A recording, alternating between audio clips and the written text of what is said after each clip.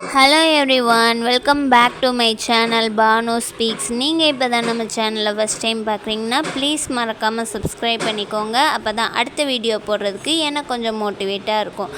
இப்போ வாங்க வீடியோக்குள்ளே போகலாம்.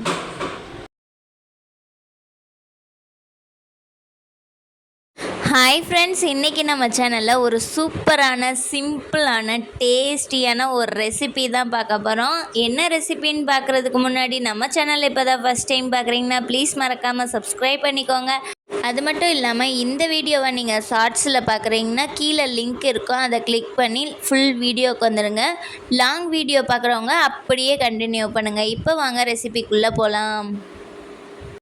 இன்றைக்கி நம்ம சேனலில் ரமலான் மாதத்து ஸ்பெஷல் நோம்பு கஞ்சி எப்படி செய்கிறதுன்னு தான் பார்க்க போகிறோம். அதுவும் பள்ளிவாசலில் பண்ணக்கூடிய அதே சுவை அதே மணத்தோட நோம்பு கஞ்சி எப்படி பண்ணுறதுன்னு தான் பார்க்க போகிறோம். அதுக்கு ஃபஸ்ட்டு ஒரு பாத்திரத்தில் 1 டம்ளர் அளவுக்கு பச்சரிசி, 1/4 டம்ளர் அளவுக்கு பாசிப்பருப்பு எடுத்துக்கிறேன். நீங்கள் மெஷரிங்க்கு எந்த கப்பு வேணாலும் எடுத்துக்கலாம். இப்போது இந்த அரிசியும் பாசிப்பருப்பையும் நல்லா வாஷ் பண்ணி எடுத்துகிட்டு வந்துடுங்க. இப்போ இது கூட ஒரு பெரிய சைஸ் வெங்காயம், ஒரு நல்ல பழுத்த தக்காளி, 10 பல்லு பூண்டு, சின்னதாக ஒரு துண்டு இஞ்சியை சின்ன சின்னதாக கட் பண்ணி சேர்த்துக்கோங்க. காரத்துக்கு ஒரு பச்சை மிளகாய், அப்புறம் இந்த கஞ்சிக்கு தேவையான அளவுக்கு உப்பு. அதுக்கப்புறம் இப்போ ஒரு சீக்ரெட்டான ஒரு பொருள் சேர்க்க போகிறோம். என்னன்னு பார்த்திங்கன்னா, இந்த கஞ்சிக்கே நல்ல சுவையும் மணத்தையும் ஆரோக்கியத்தையும் கொடுக்கக்கூடியது. அதாவது வெந்தயம் கொஞ்சம் தாராளமாக சேர்த்துக்கோங்க.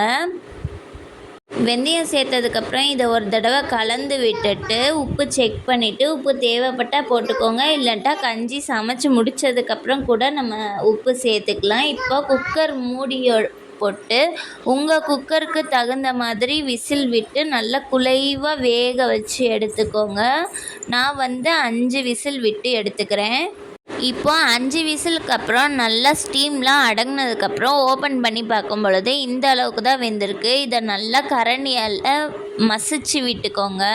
பள்ளிவாசலில் செய்யும்போது பச்சரிசி நொய்யின்னு சொல்லுவாங்க இல்லையா, அது சேர்த்துக்கிடுவாங்க. நம்ம வீட்டில் செய்கிறோம் அப்படின்றதால பச்சரிசியை அப்படியே தான் சேர்த்துக்கிறோம். அதனால் வேக வச்சுட்டு நல்லா மசிச்சு விட்டுக்கலாம். நீங்கள் பச்சரிசி வேணாம் அப்படின்னு நினச்சிங்கன்னா நீங்கள் அதுக்கு பதிலாக பாஸ்மதி ரைஸோ சீரக சம்பா ரைஸோ சேர்த்துக்கலாம். சேம் ப்ரொசீஜர் தான். நல்லா மசிச்சு விட்டதுக்கப்புறம் நோம்பு கஞ்சி லிக்விடாக தான் இருக்கும். அதனால நல்லா தாராளமாக தண்ணி சேர்த்துக்கோங்க.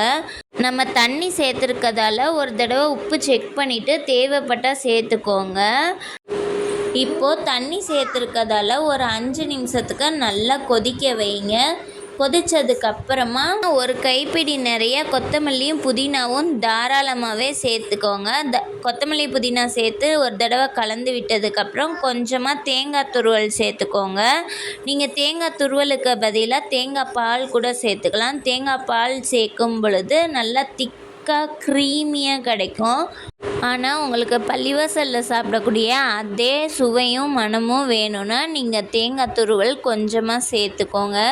இதுக்கப்புறமா நம்ம ஒரு தாளிப்பு கொடுக்கணும். ஒரு கடாயை காய வச்சுட்டு கொஞ்சமாக எண்ணெய் சேர்த்துக்கோங்க. எண்ணெய் தேங்காய் எண்ணெயாக இருந்தால் இன்னும் சூப்பராக இருக்கும். நான் தேங்காய் எண்ணெய் தான் சேர்த்துக்கிறேன். தேங்காய் எண்ணெய் கொஞ்சமாக சேர்த்துட்டு நல்லா காஞ்சதுக்கப்புறம் 2 பீஸ் பட்டை, 2 கிராம்பு, ஒரு ஏலக்காய் சேர்த்து கொஞ்சமாக கருவேப்பிலை சேர்த்து அதை பொரிஞ்சு வரும் பொழுது நம்ம அந்த நோம்பு கஞ்சியில் சேர்த்துக்கணும். இப்போ இந்த தாளிப்பு சேர்த்துட்டு ஒரு தடவை கலந்து விட்டுட்டு நம்ம சுட சுட பரிமாற வேண்டியதான். இந்த ரெசிபியை நோன்பு டைம்லன்னு இல்லை, எல்லா நேரங்கள்லையும் எல்லாருமே சாப்பிடலாம். உடம்புக்கு ரொம்ப நல்லது, குளிர்ச்சி தரக்கூடியது. இதை செஞ்ச கொஞ்ச நேரத்துலேயே எங்கள் வீட்டில் பாத்திரமே காலியாக போச்சு. செஞ்ச எனக்கு ஒரு ஸ்பூன் கூட கிடைக்கல. அப்போ பார்த்துக்கோங்க இந்த ரெசிபி எந்த அளவுக்கு நல்லா வந்திருக்குன்ட்டு. ஸோ அவ்வளோதான், இந்த வீடியோ இதோட முடியுது. நீங்களும் இதே மாதிரியே செஞ்சு பார்த்துட்டு எப்படி வந்துச்சுன்னு கமெண்ட்டில் மறக்காமல் சொல்லிடுங்க. அப்புறம் லைக்கு கொடுக்க மறந்துடாதீங்க. மறுபடியும் வேறு ஒரு வீடியோவில் உங்களும் பார்க்குறேன். பாய்.